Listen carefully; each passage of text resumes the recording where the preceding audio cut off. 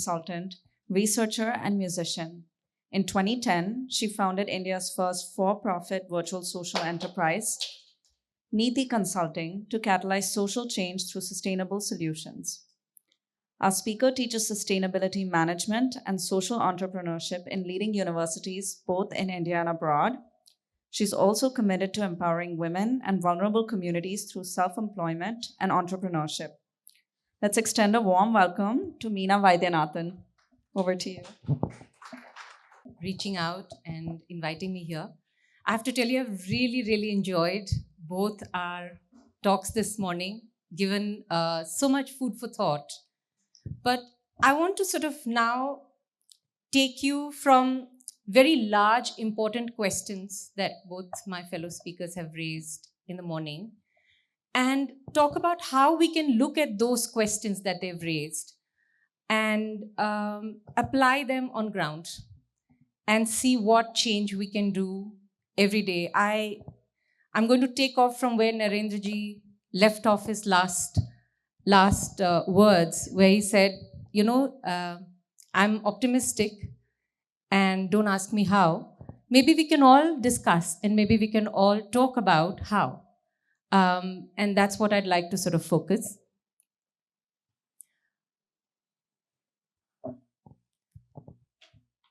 So I'd like to talk about the economic cost or the business cost of being unsustainable.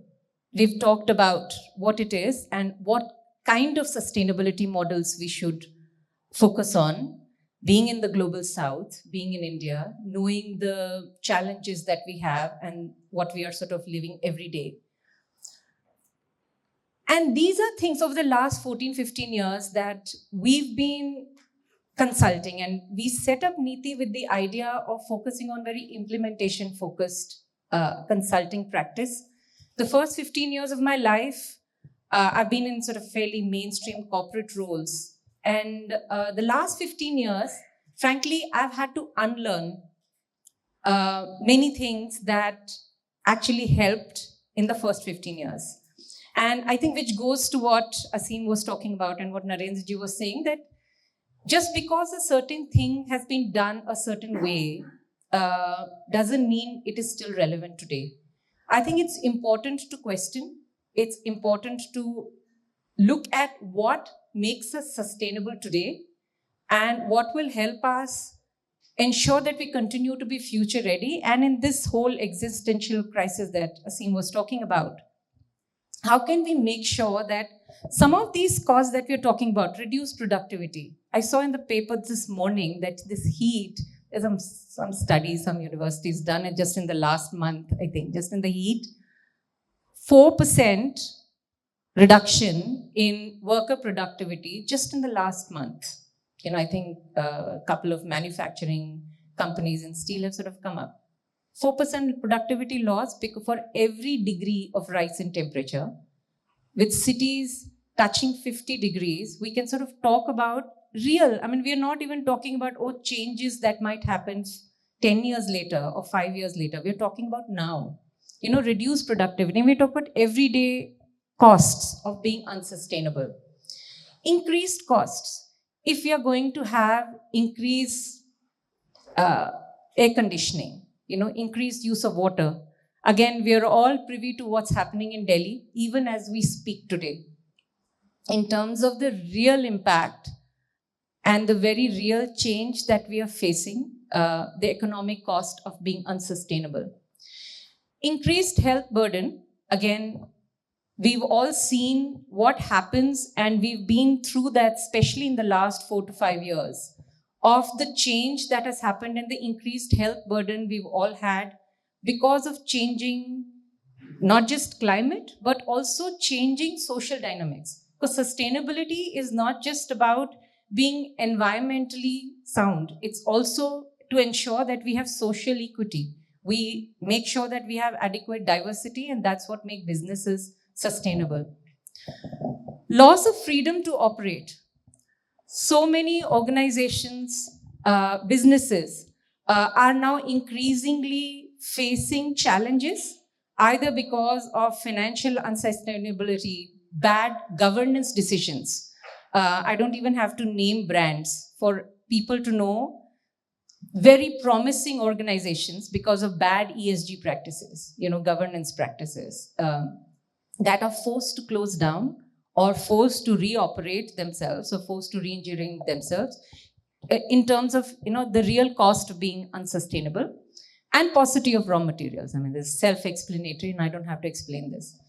These are very real challenges that all of us are facing every single day. So how do we, so what does this mean really? And again, while we've talked about it, I just wanted to sort of spend just maybe a minute each on each of these.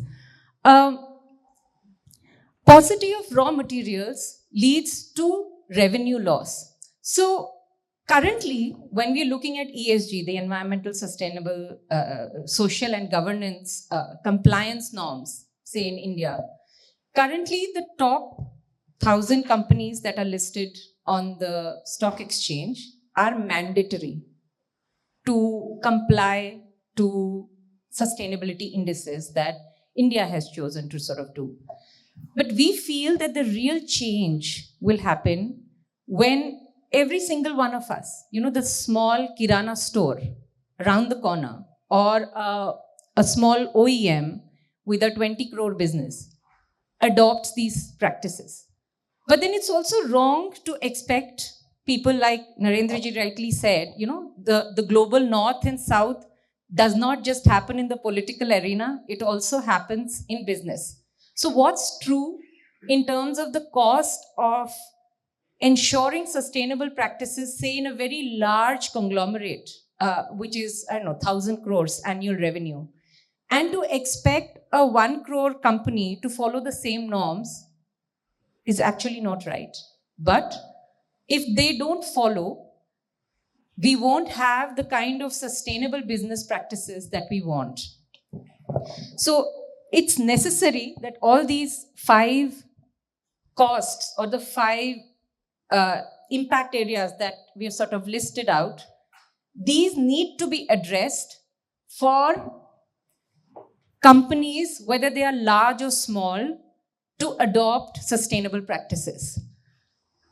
So what is the difference really? What are we trying to sort of talk about? And we at NITI, for example, decided that we are going to practice what we preach. And way back in 2008, 2009, when we set up, we thought of various ideas. And again, it came from a point of scarcity, really, and not just from a point of innovation. So we decided that we are not going to get geography to be a limiting factor. Can we sort of look at this kind of hybrid working, not as a result of the pandemic, as most people sort of know, but as a fact that we can make our organization more inclusive. If we are going to work with organizations, whether they are NGOs or foundations or corporates with whom we work in the area of gender or livelihoods or social change or energy, then we have to also practice what we preach. So we set it up as a virtual company. We set it up as a private limited company, mainly because tools like Section 8, etc. didn't exist or exist in that form in 2008. But also because we wanted to prove that it was possible to do social good and remain profitable at the same time. We thought, what's the worst that can happen? So it forced us this idea or this thought of, when we are saying, we said we wanted to make sure that we remain profitable as well. Many things happened as a result of it. We were one of the earliest adopters of cloud accounting, for example. QuickBooks. Now we are on Zoho. I have a colleague sitting right here, Raman. We attracted people from different diversity. We wanted to make sure that even though we are working in the social space, we wanted to make sure that we needed to have diversity. Today we have CAs, we have PhDs, we have investment bankers in the team, all contributing to social change through various, the contribution that they have. What is the difference really? I mean, there are many people here who are running fantastic businesses, small and large. What's sort of the way differently that we think we are doing and we practice in? The only difference is that we also want to be profitable. We also want to sort of change. But here the profit is also adding value, value to ourselves and value to whoever we are working with, whether it helps them work at scale, whether it helps bring in the kind of systemic social impact that we want them to create through these creation of sustainable tools. There's a lot of words in here. So basically, what we started to do and started to think was, how can we incentivize? How can we incentivize that small kirana store or a very small business to adopt sustainable practices? To just say that, oh, it's good for the planet, sounds very nice, but for the person who's trying to make every dollar or every rupee count and wants to sort of grow and sustain, it seems like a very lofty ideal. So what we decided was that we thought we will look at some very specific business gains and where sustainability or ESG principles can actually contribute. Does it make my business more investment ready? Does it make me more attractive to get better investments? Does it help me get market share? Does it help me seem a better candidate when I apply for tenders for businesses? Does it give me or help me score brownie points with my customers so that they do more with me? Does it help my employees stay with me longer?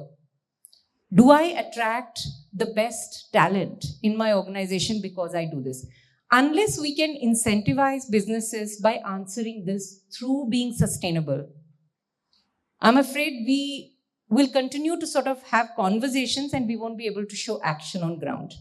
And we are now starting to see the change when we start working with organizations to try and see. So for example, we are currently working with a number of fintechs, and they are not in the social space. They are regular fintechs. They are regular fintechs that provide credit products or loan products or insurance products. And we are working with them to try and see how to make them gender intentional. What is the overall benefit? That if they have products that will enable more women to adopt those loans or adopt those credit products, etc., you can actually really make specific progress towards financial inclusion. Now, what is in it for them? What is in it for them is that they can actually get a new customer segment, which they were not very focused on in the past, but then suddenly their market share could actually increase many, many fold. So far, a lot of narrative and a lot of conversation with these fintechs or around financial inclusion has been, oh, you need to do it because you need to be equitable. What we are trying to do is change that narrative and to say, do this because it's good for business and good for you. And in the process, really making a case for financial inclusion. And I'm not talking about some fictitious story. We are actually doing it with 12 fintechs. And the aim is very audacious, is we are working with a very large reputed institution, a university, as well as a foundation and these fintechs, that by the end of 2026, we will be able to impact 25 million women to take up financial products. Just imagine if such systemic change, and many of you are designers, many of you are change makers. I think I'm going to just skip this. Many of you are, designers. So I think when we are looking at sustainability, the critical thing is that we try and improve this understanding of how to invest in ESG. Awareness itself is so low, but then awareness, even if it is there, it is so disconnected with the language of business that in our experience, people listen, attend these training programs and go away. So unless this ESG understanding is closely linked to business, we find that it doesn't result in a call to action.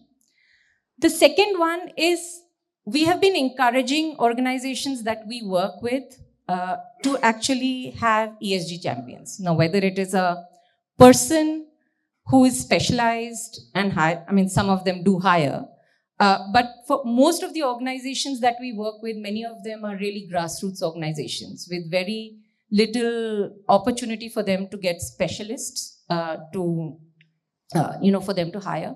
So we still say you need to have a focal person, because I think having this very conscious need to change is a critical first step to make sure that this change happens and this call to action happens. And the third and the most important is data collection and reporting systems. And we've been constantly thinking about what is it that we can do. I mean, there are enough and more frameworks that are available. SEBI itself has a BRSR reporting framework, that is available on the net, free for anyone to. Why are people not adopting it? Why are people not focusing on change?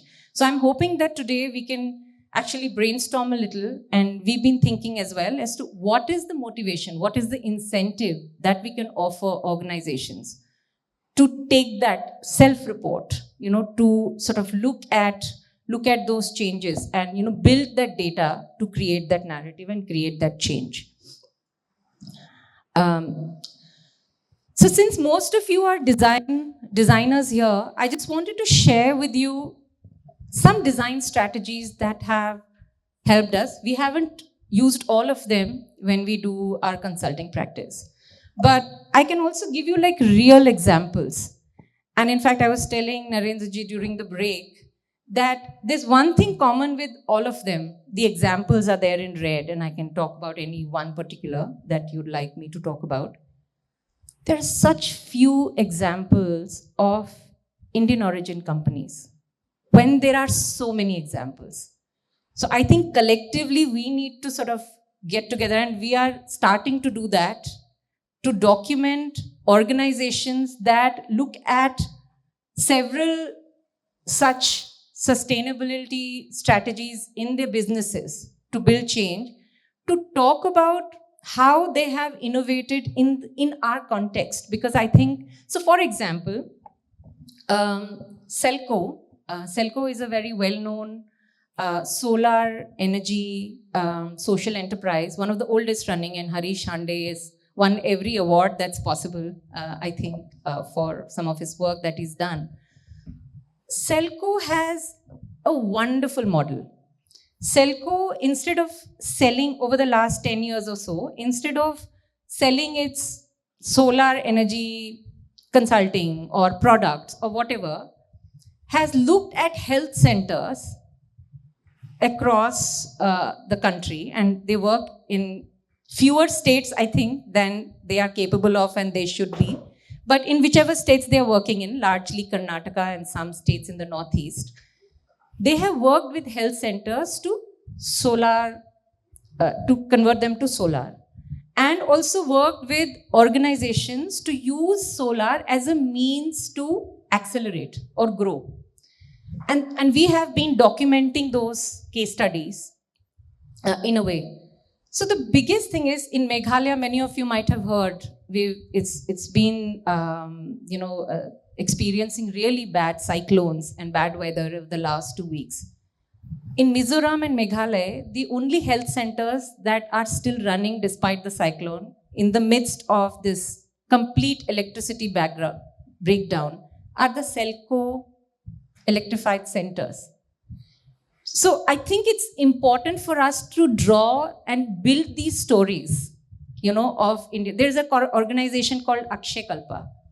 They sell milk and milk value-added products like cheese and curd, etc. And they are the finest example, in my opinion, of how a circular economy should be in terms of backward integration to farmers and how they source their raw materials and how they sell.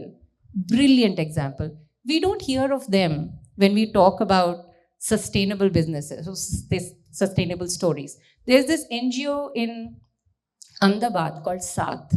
The kind of work that they have done around in urban slums and making equitable cities, unparalleled, with a model that can replicate and scale at speed So I think collectively we all owe it to ourselves to draw out these stories of real people and real stories and then scale them up. So I'm hoping that the next time we come together like this, Anthony, I'll be able to put so many of these stories in red that I have put in, of stories from the South, from India, from Hanoi, from Ethiopia. That will be it, because these are the stories that will help us determine how we will be sustainable on ground. Because, like they say, no, boon boon se sagar. So, I'd like to approach the same problem that we talked about from the bottom up. I think both conversations are equally critical, from the top down and the bottom up. So I'm hoping that some of these examples from the bottom up and the real ways in which we can incentivize businesses and bring about change can actually happen. And I'm optimistic too, and I think I know to some extent how. So thank you, and I'm happy to take a couple of questions before I leave, if that's okay. So the question he asked was, can you name the fintechs we are working with? So I said, right now I'm not at liberty to say, but I can just say that they are a mix of early stage and mature fintechs. Yes, please. You could talk about what you're doing. Yes. I can talk about what we do and are currently doing with them. So we are doing three things. We are working with IIM Ahmedabad as well. So they are also our partners in this.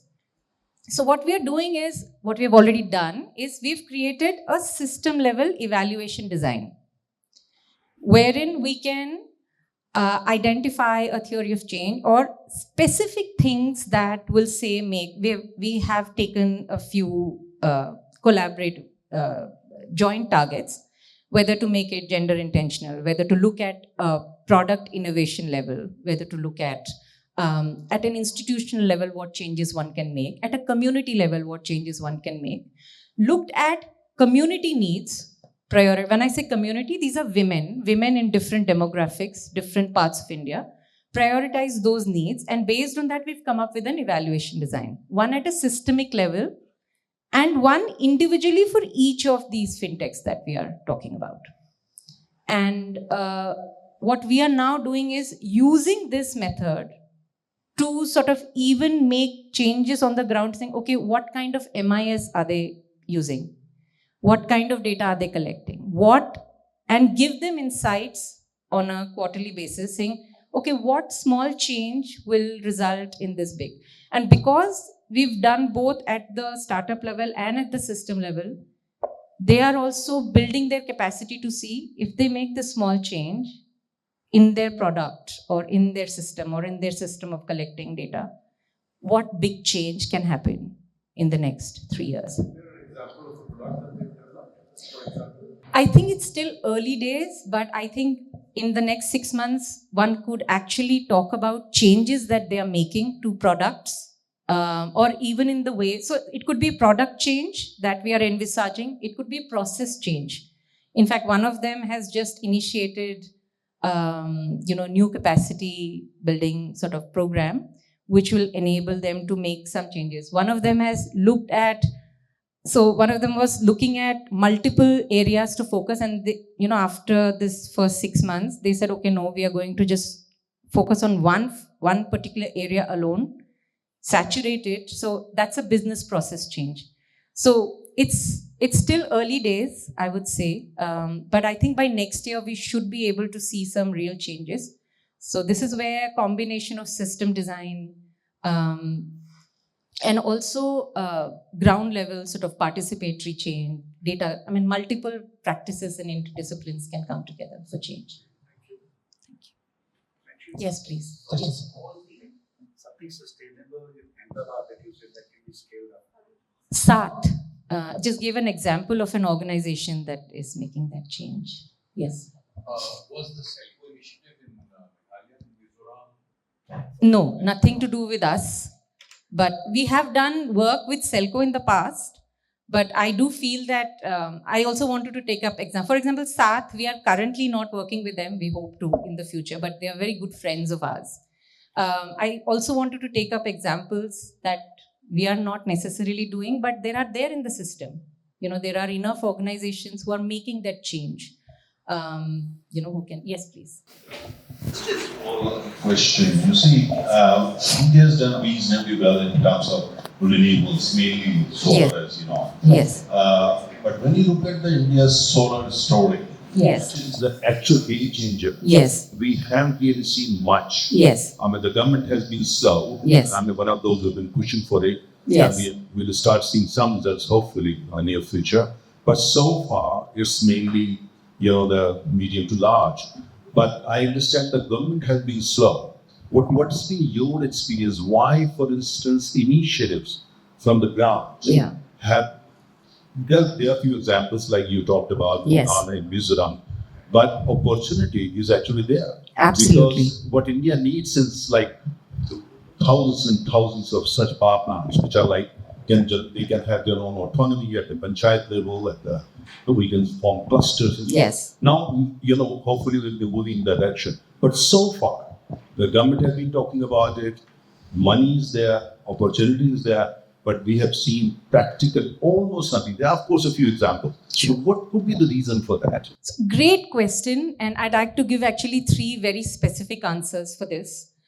We actually asked ourselves the same question, and in fact, one study that we did about 6 or 7 years ago with XPRIZE was to try and answer this. So our findings then was the lack of storage capacity.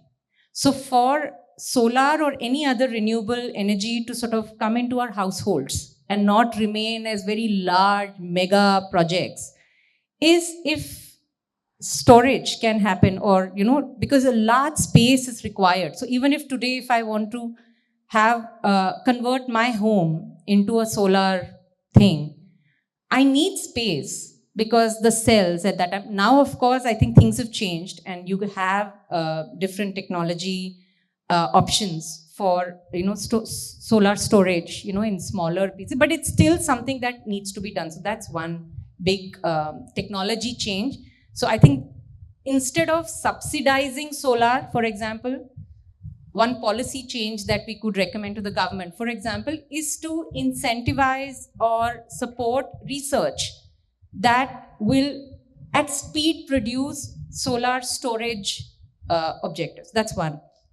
Second is there are many organizations like Ankur Capital, like Unitas, like there are many such impact investors that are funding early stage startups, that are looking at other renewable, even say alternatives to the lithium or alternatives to, EV battery, which is the next big issue that we are going to have.